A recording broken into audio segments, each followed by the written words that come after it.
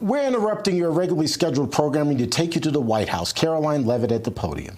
Coddled and enabled the world's leading state sponsor of terrorism, President Trump finally ended the immediate threat of a nuclear Iranian regime. Following President Trump's command, the most powerful military in the history of the world executed massive precision strikes on 3 of the Iranian regime's key nuclear facilities.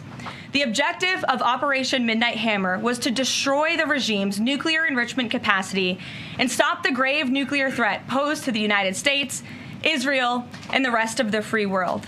The mission, which will go down in the history books, was an overwhelming success.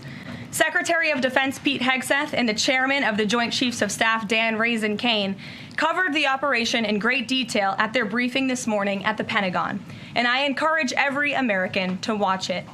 As President Trump has said repeatedly, the United States of America has the greatest, fiercest, and bravest armed forces ever to stride the face of this earth, and we couldn't be more grateful and proud of our nation's warriors. The Iranian regime was weeks away from being able to produce a nuclear weapon that would threaten the entire world before President Trump took this decisive action on Saturday night to obliterate their nuclear capabilities. The contrast in leadership could not be more clear. Barack Obama and Joe Biden sent pallets of cash, American taxpayer dollars, in a failed attempt to buy the Iranian regime's compliance with a weak and ineffective deal. President Trump sent a fleet of American warplanes to destroy Iran's ability to produce a nuclear weapon. The United States and the entire world are safer because of this president's decisiveness. Despite agenda-driven leaks by the fake news media aimed at undermining this incredible accomplishment achieved by President Trump and our brave fighter pilots, there is broad consensus emerging already that Iran's nuclear capabilities were indeed destroyed. The United States, Israel, the United Nations, and even Iran all agree they can no longer build a nuclear weapon. So why did the president immediately turn to obliterating after the Iranian nuclear threat? Securing peace. Within 48 hours of the devastating strike, President Trump and his team brokered a historic ceasefire between Israel and Iran and officially ended the 12-day war. The Middle East is now shifting away from chaos and bloodshed and moving toward the beginning stages of a new era of peace and stability that President Trump has long called on them to achieve. This was unthinkable at this time last week, and this is what peace through strength looks like. Under President Trump, America will relentlessly advance our interests without being dragged into endless wars. His fearless leadership guarantees America is once again respected across the world. Just look at what he was able to accomplish at the NATO summit in the Netherlands. Many of you were there. Our allies agreed to invest 5% of their GDP annually in defense because President Trump demanded it. This will be the most significant reinforcement of NATO's collective defense in the history of the NATO alliance. And as a result, the United States of America will carry less of the burden, and our NATO allies will be stronger than ever before. As NATO Secretary General Rutte put it, for too long, one ally, the United States, and our taxpayers, I may add, carried too much of the burden of that commitment. And that changes today. President Trump made this change possible. We will produce trillions more for our common defense to make us stronger and fairer by equalizing spending between America and our allies. This is the Trump effect. This is what the president meant when he declared that America is back. Now, back here at home, Americans are paying much cheaper prices for gasoline this summer, as both the Wall Street Journal and the New York Times pointed out today. Here's how the Wall Street Journal put it. Hitting the road this summer won't bring as much of a big hit to your wallet. The national average for a gallon of regular gasoline is about 23 cents cheaper than this time last year. Analysts say plentiful supply is expected to keep prices down in the coming months. These are the cheapest gas prices at this point of the summer since 2021. And despite all the doom casting from liberal pundits, oil prices on Tuesday were lower than before the Israel-Iran conflict began. As President Trump continues to unleash American energy, our country will have even more efficient, reliable, and affordable energy to protect our national security and fuel our people. Later this afternoon here at the White House, the president will host a One Big Beautiful event in the East Room to rally Republicans to get the One Big Beautiful bill across the finish line. At that event, he will be joined by everyday Americans from across the country who will massively benefit from the common sense policies and provisions within this bill. This is the largest tax cut for working and middle-class Americans in history, and it's going to put more money into the pockets of hardworking Americans. Families will see an average increase in take-home pay of more than $10,000 per year. Americans earning between $30,000 and $80,000 per year will see a 15% tax cut. Overtime and tipped workers will save thousands of dollars annually, and our amazing seniors will receive historic financial relief by reducing the tax burden on their Social Security benefits.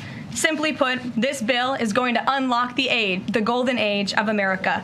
And we look forward to continuing to work with the Senate and the House to see this bill on the president's desk for signature by Independence Day.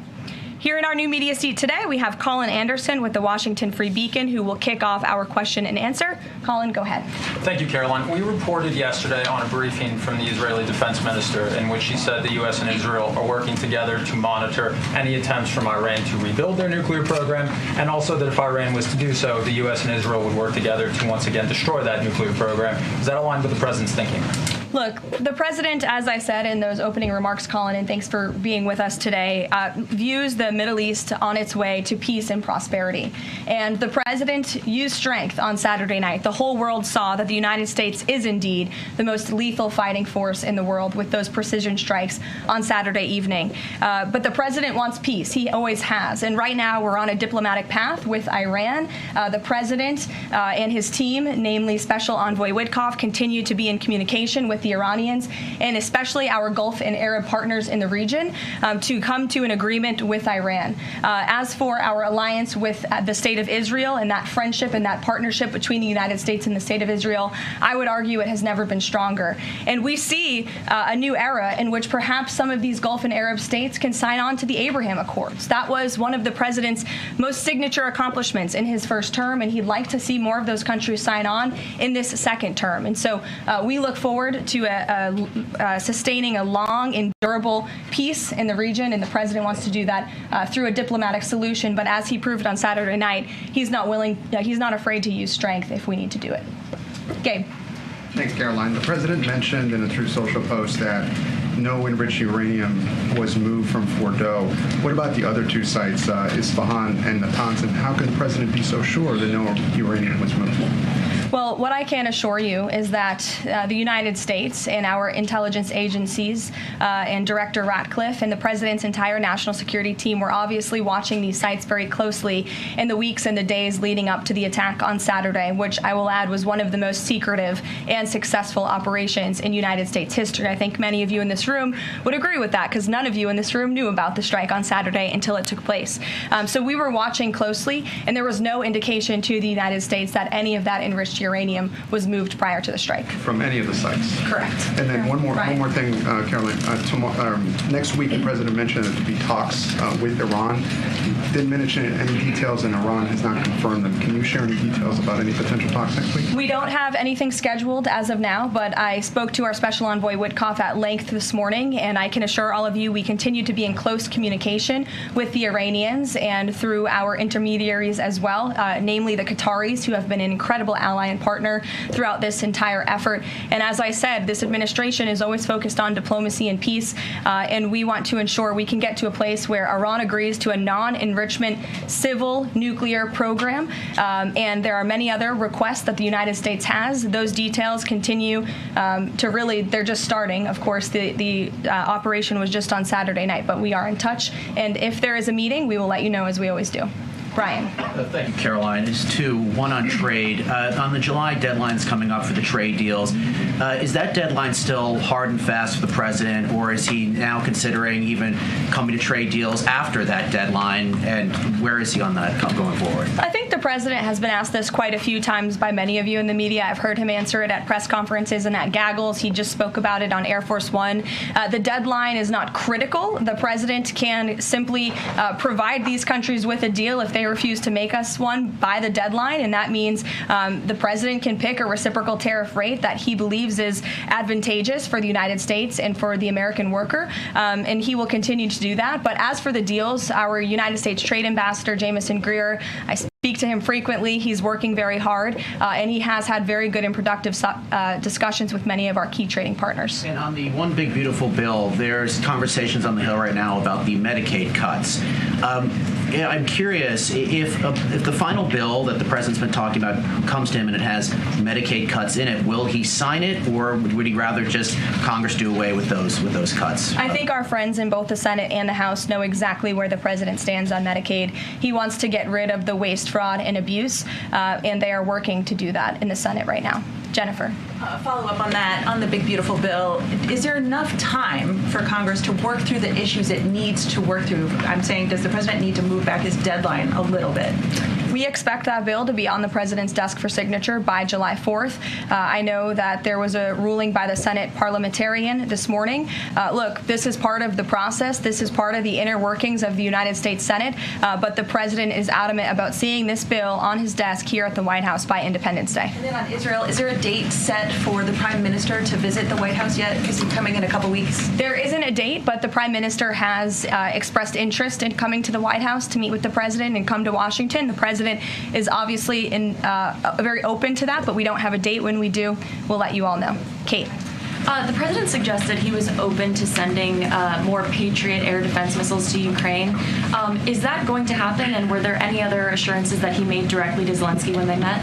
I'll let the president speak on that. That was a private conversation between he and President Zelensky, but the meeting was a good meeting, and it was a meeting towards progress, and the president, as he said, repeatedly wants to see this war come to an end, but I'll let him speak on that specific. And Witkoff yesterday suggested that there would be more countries signing on to the Abraham Accords. What's the timeline on that, and which countries specifically is the administration looking to have sign on? Well, the president is certainly hopeful that more countries in the region will sign on to the Abraham Accords. Again, we want to see a long, withstanding, endurable peace in the Middle East, and that's the way to do it. And when the president met with the new president of Syria, that was one of the requests that he made for Syria to sign on to the Abraham Accords. I don't have a timeline for you, but this administration wants to see that happen, and our partners in the region should know that. Rachel. Thanks so much. Just to follow back up on the meeting that the president mentioned about wanting to have this meeting with the Iranians next week. Clearly, there's a willingness here from the administration to want to meet with Iranian officials. What is the holdup here in trying to schedule it? Are you experiencing any resistance from the Iranians? No, have some patience. We just had this strike on Saturday night. The president secured a ceasefire. A lot has happened in the last week. He was just in the Netherlands. Now he's back home to have a big event this afternoon on the One Big Beautiful Bill and get our domestic priorities across the finish line. So we'll get there. And like I said, we're in constant communication. And just one more, just the goal of the meeting. The president mentioned yesterday that it may not be necessary to have an agreement with the Iranians. What is the purpose? What would be the goal of this meeting? Again, to continue moving forward towards a long-standing peace in the Middle East. Jordan. Yes, Karoline, thank you. So the president had some harsh words for both Israel and Iran on Tuesday as he was departing from the NATO summit after they both violated the ceasefire. He said, what's your response to Americans who are worried the peace isn't going to last and think that Israel is trying to plunge us into another endless war on their behalf? I think the fact that the president was able to successfully negotiate a ceasefire when nobody thought that was possible, it was a surprise to everyone in this room. It was a surprise to the world, but the president got it done because he wants to see peace in this world. He does not want the United States to be dragged into these conflicts. Again, he's not afraid to use strength if he has to, but the president has already proven he can put America first and deliver on peace at the same time. They're not mutually exclusive goals. And then one more. After Carrie Lake, she testified in the House Foreign Affairs Committee on the waste, fraud, and abuse and the rot, really, in Voice of America and USAGF. The president called for Congress to kill it. What does that look like, and is the president willing to sign an executive order to kill it? Well, I believe that action would have to be legislative through Congress, and the president directed Congress to get that done in his Truth Social post yesterday. If there is any executive action that can be taken to cut some of the waste, fraud, and abuse or do away with the program entirely, I'm sure our great Deputy Chief of Staff, Stephen Miller, is already looking into it. And if it can be done, it will be done here at the White House. But Congress should act as well. To the back. Go ahead. Yes. Okay, Caroline, thank you. The administration To the back, and then Carrie, I'll come to you. Yeah, the administration said that the DIA report was low confidence intel. Can you share what other assessments are currently underway to get to the bottom of just how effective these strikes were?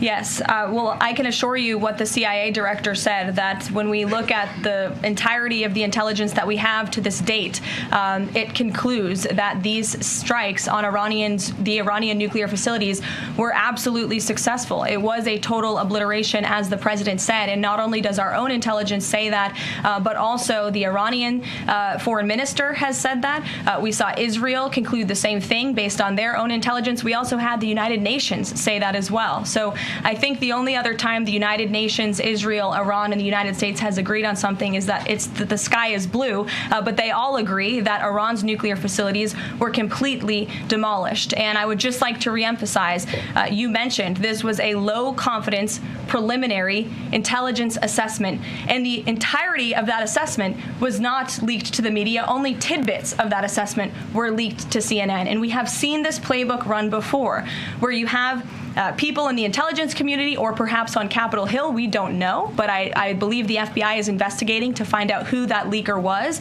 because it's illegal and they should be held accountable for that. Leaked bits and pieces of an intel assessment to push a false narrative. And it's to the same reporter, I will add, Natasha Bertrand of CNN, who has done this in the past. In 2020, it was Natasha Bertrand who had 51 intelligence analysts falsely lie to her, but she still put it on paper for some reason, that the Hunter Biden laptop story was Russian disinformation.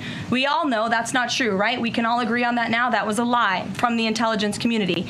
Also in 2020, this same reporter, Natasha Bertrand, wrote that a top intel agency ruled out the man-made lab leak theory of the coronavirus origins. Again, the president was right about that. This reporter wrote a lie from the intelligence community to seek a narrative she wanted to prove, and guess what? We now know that's the truth. Also, in 2024, Bertrand pushed the suckers and losers hoax. She also pushed the fine people hoax, which was taking the president's words purposely out of context. And then last October, and I believe this is notable, Natasha Bertrand published an article in Politico from the intelligence agency. She said that John Ratcliffe was speaking without any evidence when he said Iran was attempting to undermine President Trump's presidential campaign. And then we, of course, found out that was absolutely true. In fact, the Biden administration declassed an intel report which said they had high confidence that Iran had done exactly what Ratcliffe alleged. They did run an influence campaign to hurt President Trump's candidacy. In fact, we know the Iranians tried to take President Trump's life. And so this is a reporter who has been unfortunately used by people who dislike Donald Trump in this government to push fake and false narratives. She should be ashamed of herself. And that's not what reporting is. Journalism is trying to find the facts and the truth. And this week, we saw this same reporter being used to push a fake narrative to try to undermine the president of the United States, and more importantly, the brave fighter pilots who conducted one of the most successful operations in United States history. And I think the American people fully know that this operation was a complete and total success. Elizabeth.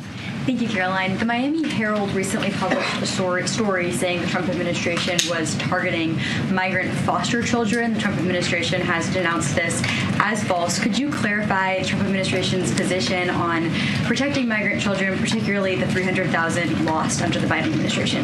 Yes, I saw that Miami Herald article yesterday, and I was aghast at the headline. It's egregious to accuse this administration of trying to target foster children. That is not at all what is happening at the Department of Homeland Security.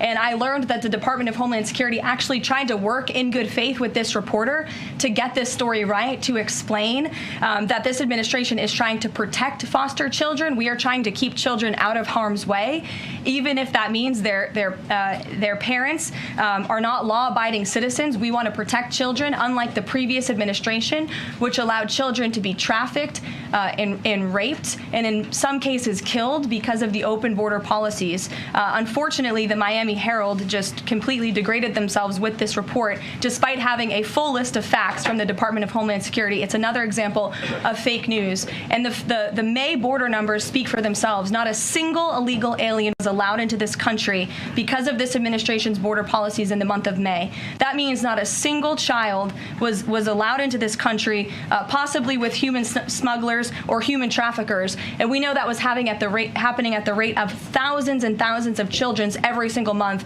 in the previous administration for 4 years. And you didn't see any reporting of that from the Miami Herald, but now they're trying to accuse this administration. And we tried to give them the facts, and they refused to report them. So thank you for bringing that report to light. Aisha. Good to see you again. You too. I know you're looking for You're this. usually on the Hill. I know. I'm here today. I know you're looking for this leaker. Is it your belief? I know you said earlier you're not sure if it's on Capitol Hill or at the Pentagon, but is it your belief that it might be in Capitol Hill? And how confident are you that you'll find this leaker? Well, I'm not personally looking for the leaker. The FBI is looking for the leaker, so you'll have to ask them in the Department of Justice in terms of this investigation. But leaking top secret classified intelligence is a crime, and people need to be held accountable for that crime. And then can I just ask you about how you're going to be limiting intel to Congress? What would you say to lawmakers who say they have oversight privileges, they need this information? This administration wants to ensure that classified intelligence is not ending up in irresponsible hands, and that people who have the privilege of viewing this top secret classified information are being responsible with it. And unfortunately, clearly, someone who had their hands on this, and it was a very few people, few number of people in our government who saw this report, that person was irresponsible with it, and we need to get to the bottom of it, and we need to strengthen that process to protect our national security and protect the American public. Mary Margaret, go ahead. Thank you, Karoline. Sure. You just laid out a lot of different stories about disinformation that Natasha Bertrand had pushed during her time at Politico and at CNN. Why would any member of the Trump administration leak anything to her? Well, again, as I just said, we're investigating who that leaker was. It could have been someone in the intelligence community, or it could have been someone on Capitol Hill who had access to this document. The FBI is searching for that person. Go ahead. Thanks, Caroline. The president was obviously... clearly it was done to undermine the president, to answer your question. And I'm sorry, I really wanted to follow up on that really quickly. Before the strikes on Iran, we saw a number of other leaks about Tulsi Gabbard, the Vice President Vance. Is there an effort to divide the president's team when it comes to these leaks and which reporters they choose? I do believe there's an effort on the outside of this building to try to divide the president's team on the inside. And sometimes you have to look at these headlines and laugh, because I've been in meetings where I know these things are absolutely not true. And again, we do our best here, I believe, to try to push back and correct the record with all of you. But there is fake reporting. That's just the reality of this country, unfortunately. But I can assure you the president's team is strong, especially the national security team. Everyone is very proud of the president, of our commander-in-chief, and of our military for the successful operation that took place on Saturday night. Thanks, Caroline. The president was obviously very pleased with getting his NATO allies to increase defense spending. He's made the same demands of Asia-Pacific allies of the United States, including Australia, where I'm from. How does the NATO result impact negotiations with Asia-Pacific allies? Does it, for say, strengthen the president's resolve to say, well, our NATO allies have done it, now you need to do it too? Yeah, I mean, look, if our allies in Europe and our NATO allies can do it, I think our allies and our friends in the Asia-Pacific region can do it as well. But as for our specific relations in those discussions, I'll let the president speak on those. And can I just ask as well, when he had to leave the G7 early, he missed out on a number of bilateral meetings that were scheduled with other world leaders, including the Prime Minister of Australia. Obviously, President Zelensky, he's managed to meet since then, but are there plans afoot to make up for those meetings with the world leaders that he missed out? Yeah, I think many of those world leaders understood the situation happening in the Middle East and the urgency and the need for the president to get back to Washington to monitor that situation. And obviously that was the right call, considering the success of not only the operation on Saturday night, but also the ceasefire that the president has since brokered on behalf of not just our country, but the entire world, frankly. But he has made up a couple of those meetings, and he has had direct phone calls with some of those leaders he was supposed to meet with as well. Not all. Ed. Oh, yeah, thanks, Caroline. So to clarify on trade, so what happens to the countries other than China on July 9th? That's a decision for the president to make, and I will let him make it. Okay, and secondly, so now that oil is just about upper $60s a barrel, when's the administration going to start refilling the Strategic Petroleum Reserve? That's, again, a decision for the president to make and our Secretary of Energy. There's no imminent plans to do that, from what I understand. But as you have seen with the plummeting of oil prices in this country. It's because this president and our Department of Energy have really tapped into our resources here, and we have an increase of supply, unlike the previous administration that totally hampered our domestic energy efforts, but totally robbed and drained our strategic petroleum reserves. So when the time is right, the president will make that decision. But right now, we are utilizing the resources that God blessed us with right here in our country to produce energy for our people. One more if I could, on the one big beautiful bill. Does the president believe the parliamentarian of the Senate should be removed? I haven't spoken to him about that, and I'll let him speak on it. However, again, he knows this is part of the process and the inner workings of the Senate, and he wants to see this bill done, and he remains very much engaged in these conversations and in this process with lawmakers in both the Senate and the House side, and the whole White House does as well. In the back, yes, Libby. Thank you, Karoline. Earlier today, the president stated that these photos out of Fordo that were showing nuclear materials being removed, suspected of showing that, were just concrete workers. What intelligence is that based upon? Look, the president shared that statement with all of you, and I already answered the question about whether uranium was moved prior to the strike, and the answer is no. Is there a chance that the DIA report becomes public at any point? I don't think this administration is going to get into the habit of sharing classified, top-secret information. Those classifications exist for a reason, and I wish everyone who had the privilege of looking at these documents would respect that. Daniel? Thank you, Karoline. You've been emphatic that the president's expectations for the one big beautiful bill to hit that July 4th deadline. You had a big meeting on Capitol Hill yesterday with the Republican Study Committee. Did you walk away from that meeting pleased with what you heard? Did it bolster your confidence that Congress is able to meet that the expectation of the president? Yes, I did. The camaraderie at the Republican Study Committee was great. Members, expressed, their feelings about the bill, but as we saw, the bill passed through the House, despite many people believing it could not. So the House is ready to receive this bill back from the Senate so they can pass it and bring it to the president's desk. So it was a great meeting, and Republicans are very unified. And we also talked about the mayoral race in New York City and how the victory of the Democratic primary candidate really shows how far left and unhinged the Democrat Party has become. And Republicans truly are on the right side of every issue in this country. We are on the side of no men and women's sports, on the side of low taxes, secure borders. So that was the topic of discussion. And the unity was strong and the camaraderie was high. And I know everyone looks forward to being here at the White House for the bill signing next week. Sure. Thanks, Caroline. The Supreme Court ruled this morning that South Carolina is allowed to deem Planned Parenthood as not a qualified health care provider, and that will block it from receiving Medicaid funds.